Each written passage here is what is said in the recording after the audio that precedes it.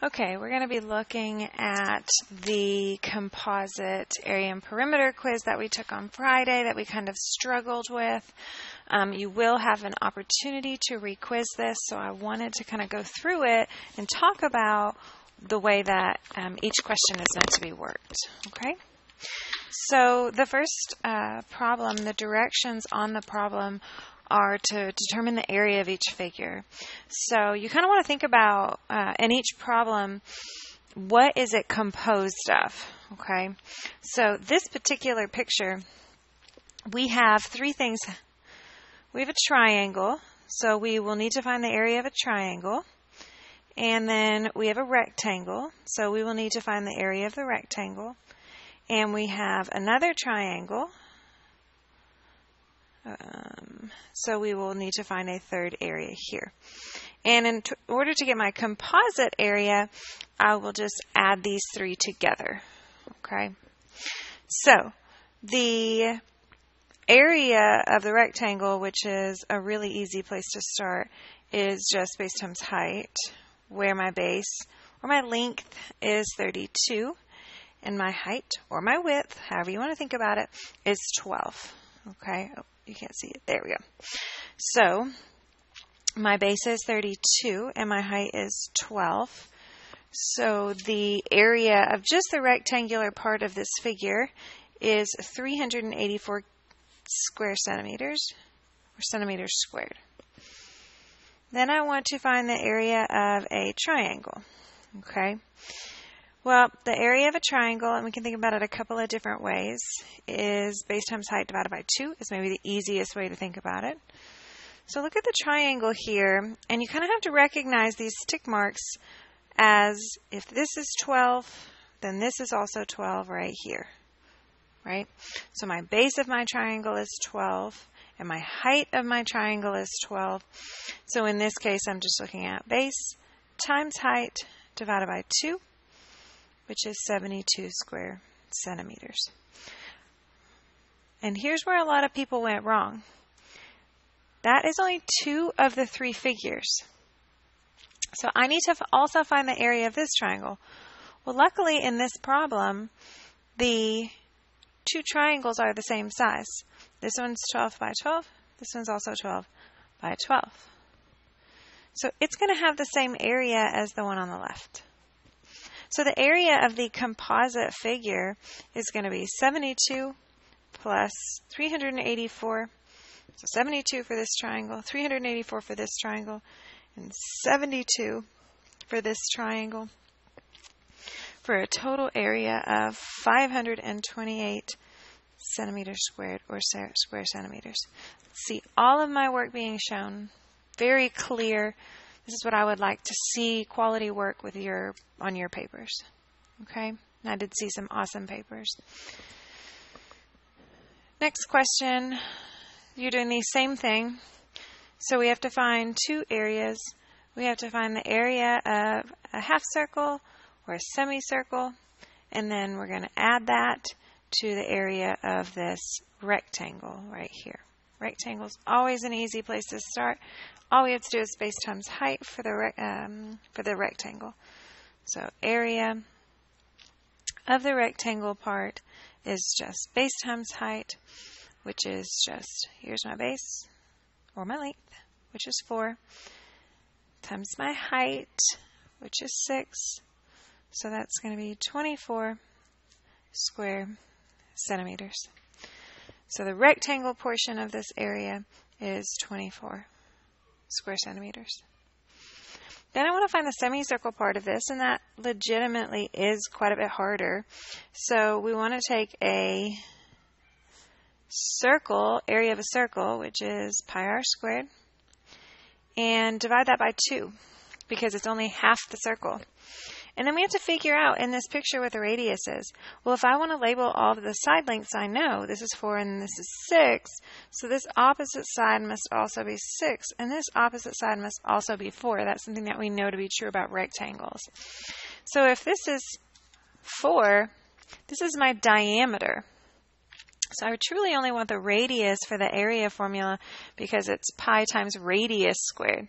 So I'm going to take half that diameter, and the radius of this semicircle is going to be 2. Okay, so I come back down here to my formula.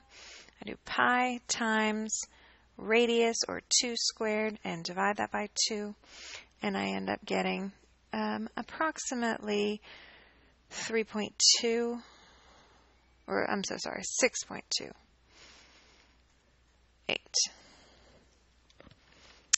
centimeters squared. So my semicircle is about 6.28 centimeters squared, or you could have put 6.3 centimeters squared. I would have even taken 6 centimeters squared.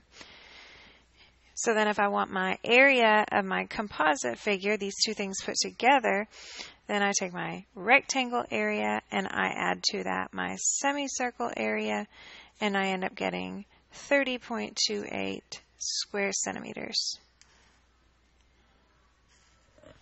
for my composite area. Okay. The next part of this was meant to be actually a little bit easier than the first two questions, just finding the perimeter. And it turns out that there's maybe a little confusion about what perimeter is. Perimeter is truly only these outside lengths, but it has to be every single outside length. Okay? So, for the sake of just being clear on the paper here, this side length right here has 2 tick marks, which is 15. And every side that has 2 tick marks then is also going to be 15. So we're going to have a 15 over here. But also, and let me backtrack just a little bit, how many sides are there? There's 1, 2, 3, 4, 5, 6, 7, 8 sides. So that means I need to add up all 8 sides. 1, 2, 3, 4, 5, 6, 7, 8 sides. Okay? And then 1 tick mark represents 11. So everything with 1 tick mark is going to be 11. So this is 11, this is 11, this is 11. And everything that has 3 tick marks is going to be 9. So we have 9 and 9. And then, of course, we have a side down here that doesn't have any lengths on it. But if we notice, if we were to bring this 11 straight down, and this 11 straight down, and this 11 straight down, so you can sort of see I'm breaking it up into just understanding that these lengths come straight down and represent themselves on this bottom part, meaning all of this together would be 11 plus 11 plus 11, which is 33. So now let's see if I can write all 8 of my sides here. So my first side that I'm going to write is 15.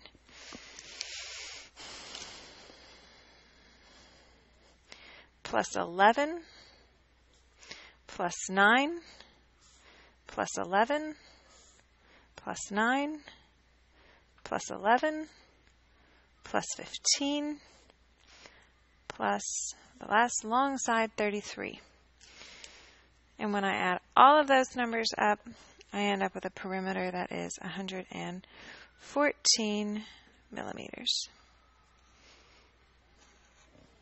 Okay? And then I look at number 4. It is also a perimeter question. Again, though, be super careful about this. My perimeter is only these outside pieces. Okay, only these outside pieces. So if you count this side, that would not be correct. So again, pay attention to my tick marks here. 1 tick mark in this problem represents 12 centimeters. So that's 12 centimeters, that's 12 centimeters, and this turns out to be a square. That dotted line is 12 centimeters, even though it's not part of the perimeter. And then, really, we're going to add up 4 sides here. 1, 2, 3, 4. So 4 sides here. And I know one of them is 17. And one of them is 12, and one of them is 12, but I don't know this side. So I need to recognize this as a right triangle, so I can determine the length of this side by using a squared plus b squared equals c squared. A is easy. A is 12 squared. B is a little harder.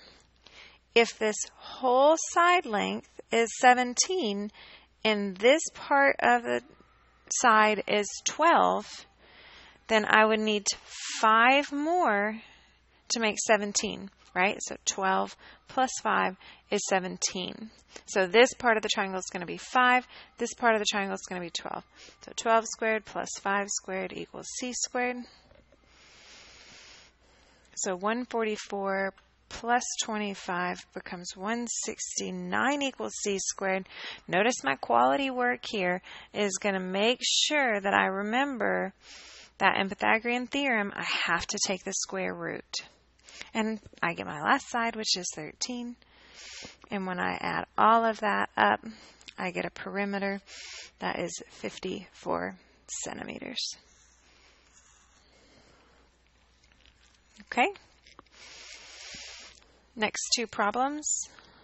Finding the area of the shaded region.